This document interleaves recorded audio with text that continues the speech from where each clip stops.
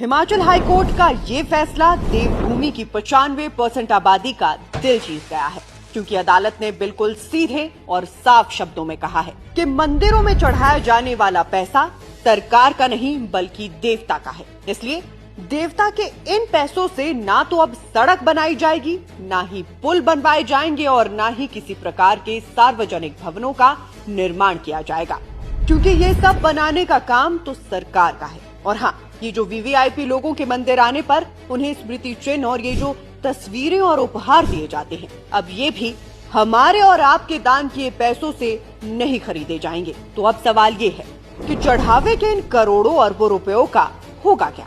खबरों का पंचनामा में आज हम यही पता लगाएंगे। तो जैसा कि आपको पता ही होगा, पहले जयराम सरकार ने और अब सुक्खू सरकार ने प्रदेश के मंदिरों से पैसे मांगे। किसी ने गौशाला चलाने के लिए मांगे तो किसी ने योजना।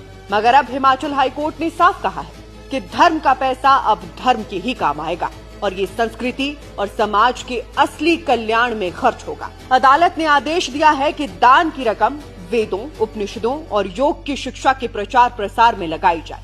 इससे गुरुकुलों की स्थापना होगी, जहां बच्चे धर्म और अध्यात्म की शिक्षा ग्रहण करेंगे।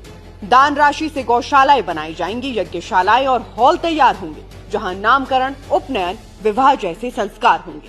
वृद्धाश्रम, अनाथालय और अस्पतालों की मदद भी इसी धन से होगी। और सबसे जरूरी बात, अब मंदिरों को अपनी मंथली इनकम और एक्सपेंस की पूरी डिटेल हर महीने अपनी वेबसाइट पर पब्लिक करनी होगी। यानी कौन सा काम हुआ, कितने समय में हुआ और पैसे कितने खर्च हुए, ये सब भक्तों को भी बताया जाएगा। और अगर कोई ट्रस्टी या अधिकारी इस धन का दुरुपयोग करता पाया गया तो उससे वो राशि वसूली जाएगी, क्योंकि अदालत ने साफ कहा है धन देवता का है, सरकार का नहीं।